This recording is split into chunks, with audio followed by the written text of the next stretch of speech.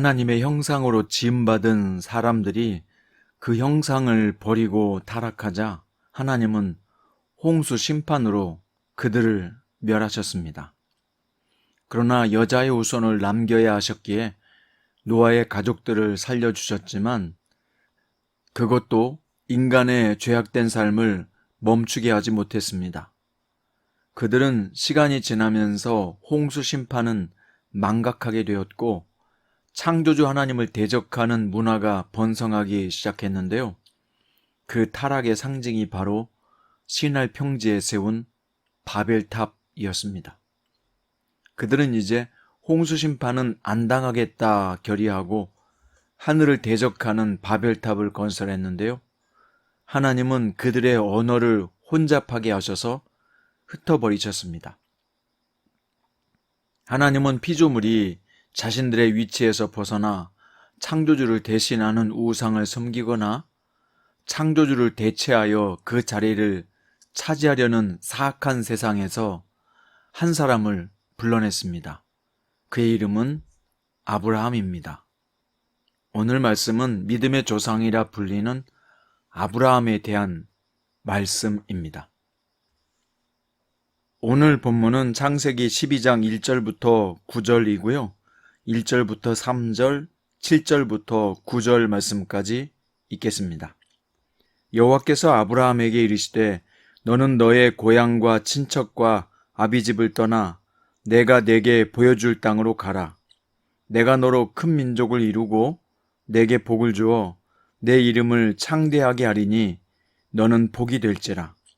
너를 축복하는 자에게는 내가 복을 내리고 너를 저주하는 자에게는 내가 저주하리니 땅의 모든 족속이 너로 말미암아 복을 얻을 것이라 하신지라. 7절부터 9절입니다. 여호와께서 아브라함에게 나타나 이르시되 내가 이 땅을 내 자손에게 주리라 하신지라. 자기에게 나타나신 여호와께 그가 그곳에서 제단을 쌓고 거기서 베델 동쪽 산으로 옮겨 장막을 치니 서쪽은 베델이요 동쪽은 아이라. 그가 그곳에서 여호와께 제단을 쌓고 여호와의 이름을 부르더니 점점 남방으로 옮겨 갔더라. 아멘. 오늘 말씀의 제목은 위험한 세상에서 중심 잡기입니다. 바벨탑 사건 이후 하나님은 비옥한 초승달 지역의 하루에서 한 사람을 선택하셨습니다. 당시 그곳 갈대아 우르는 경제와 문화의 중심지였고 우상 숭배가 만연한 신들의 도시인 것으로 알려져 있습니다. 하나님은 그 타락한 도시에서 한 사람을 빼내어 진정한 신앙의 수호자를 세우려고 계획하셨습니다. 그렇지만 상식적으로 이해가 안 되는 선택이라고 의심하지 않을 수 없었는데요. 그 이유는 아브라함의 아내의 사례는 불임이었기 때문입니다. 그렇지만 하나님은 아브라함을 부르시고 세 가지 복을 약속하셨는데요. 첫째는 내가 너로 큰 민족을 이루겠다.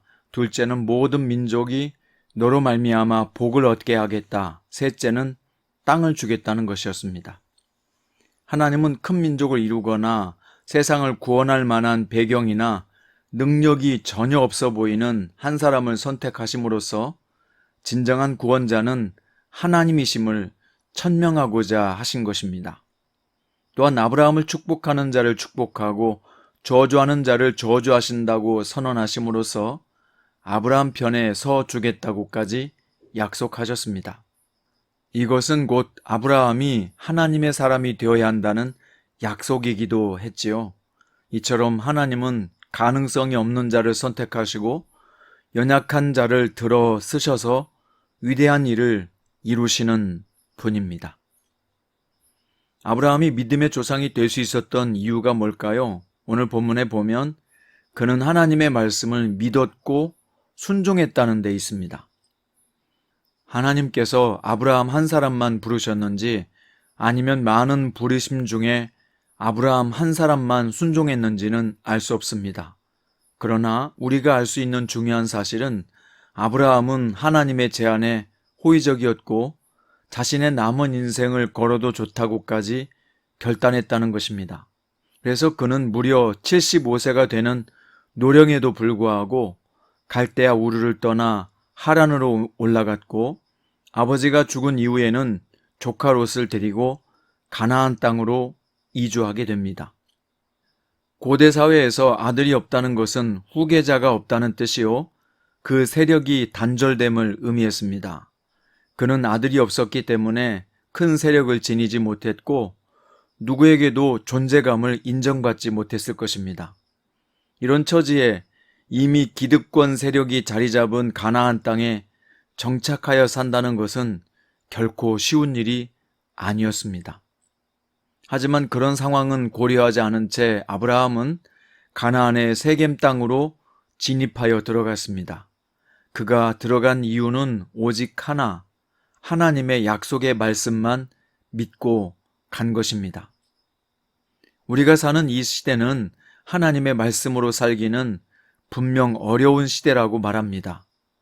그러나 지금까지 주님의 손에 붙들려 위대한 일을 감당했던 사람들은요, 특별한 능력이나 지식이나 정보 또는 재물이나 높은 지위 때문이 아니었습니다. 오직 말씀에 순종했던 사람들이었음을 잊으면 안 됩니다. 아브라함이 세겜 땅에 제단을 쌓고서 또 베델 동쪽 산으로 옮겨 장막을 치고 제단을 쌓았습니다.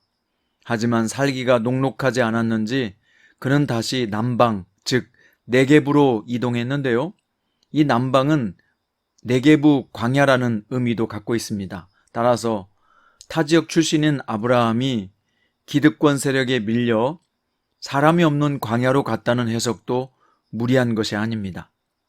이렇게 아브라함은 좋은 땅에 정착하지 못했고 자꾸 열악한 지역으로 밀려나갔던 것입니다.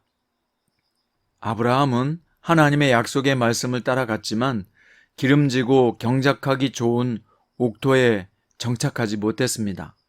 그는 텃세에 저항하지 못하고 자꾸 변방의 지역으로 나갈 수밖에 없었습니다. 그러나 아브라함은 여전히 여호와 이름을 부르며 예배하는 예배자였습니다. 하나님께서 무엇을 보시고 그를 선택하시고 믿음의 시조로 그를 세우고자 하셨을까요? 우리가 말씀을 통해서 볼 때 아마도 틀림없이 하나님을 향한 신실한 믿음 때문이었을 것입니다. 여러분, 이 세상에는 많은 사람들이 태어나고 죽고 또는 살아가고 있습니다. 이곳에는요, 크리스천들만 있는 게 아니라 오히려 더 많은 불신자들이 세상의 곳곳에 자신의 터를 잡고 영향력과 힘을 과시하고 있습니다. 마치 아브라함 당시의 가나안의 상황과 별반 다르지 않아 보입니다. 이미 바울이 말한 교회의 특징처럼 교회 안에는 대다수의 사람들이 평범하고, 아니, 평범하다 못해 부족하고 약한 성도들이 예배 자리를 지키고 있습니다. 분명한 이성의 시각으로 볼 때요, 한국에서 기독교는 쇠퇴하고 있고 대중들로부터 종교적 위상이나 가치가 급격히 하락하는 시점에 있다는 것은 부인할 수 없습니다. 그래서 기독교의 미래와 다음 세대의 신앙 전술을 염려하지 않을 수 없는 상황입니다. 하지만 우리가 그리스도인으로서 절대로 부인할 수 없는 진리가 있습니다. 대다수의 신자들이 신앙을 떠나거나 교회를 등지더라도 진실한 성도는 여전히 남아 있을 것이라는 사실입니다. 교인의 숫자가 줄어든다고 우리 기독교가 멈춘 게 아닙니다. 교회 재정이 줄거나 신자가 사라진다고 부흥이 멈춘 것이 아닙니다. 성경은 어디를 보아도 숫자나 재정의 증가, 교회 건축이 부흥이라고 말씀하지 않았습니다. 진정한 부흥은 모세가 회막 안에 들어가서 하나님께 진실하게 자복할 때를 지칭하고요, 사람들이 말씀을 전하는 선지자의 외침에 가슴을 치며 회개할 때를 지칭하고 있습니다. 사랑하는 성도 여러분, 아브라함도 말씀을 따라 약속의 땅으로 갔지만 변방으로 자꾸 밀려났습니다. 점점 광야와 가까워지는 생활이 이어졌습니다. 하지만 그는 가는 곳마다 예배의 제단을 쌓았고 하나님의 이름을 불렀습니다. 그가 한 것은 더 많은 땅과 세력을 얻는 것이 목적이 아니라 자신이 피조물임을 알고 창조자 하나님을 섬기며 따르는 것이 가장 가치 있는 길이라 여겼던 것입니다. 오늘 여러분의 상황이 점점 광야로 밀려가는 상황입니까? 아니면 점점 중심으로 나가는 상황입니까? 어떤 상황에 있든지 상황이 중요한 것이 아니라 중심이 중요합니다. 우리의 신앙 중심 말입니다. 위험한 줄타기를 하는 고개사에게 중요한 것은 중심 잡기이겠죠. 위험한 세상에서 승리하는 비결은 좀 더 부유하고 안정적인 생활로 접어드는 것이 아니라 오늘 또 나의 신앙을 굳게 지키는 것입니다. 그럴 때 여러분도 저도 믿음의 조상 아브라함처럼 될 수 있습니다. 성장 큐티 가족 여러분, 한 주간이 시작되는 월요일입니다. 이번 한 주간에는 말씀으로 중심 잡기를 잘하는 한 주간 되시기를 주님의 이름으로 축원드립니다. 기도드립니다. 사랑하는 주님, 이 패역하고 타락한 세상에서 주님은 우리를 아브라함처럼 부르셨습니다. 또한 우리를 아브라함처럼 인도에 가심을 느낍니다. 믿는다고 만사형통이 아니라 점점 변방으로 내몰릴 수 있다는 가르침을 주셔서 감사합니다. 하지만 어느 곳에 있든지 하나님을 사랑하고 주님을 경배하는 일에는 흔들리지 않게 해주십시오. 오히려 더욱 주님을 사랑하고 말씀을 믿으며 나가는 당당한 그리스도인으로 살게 해 주십시오. 사랑하는 예수님의 이름으로 기도드립니다.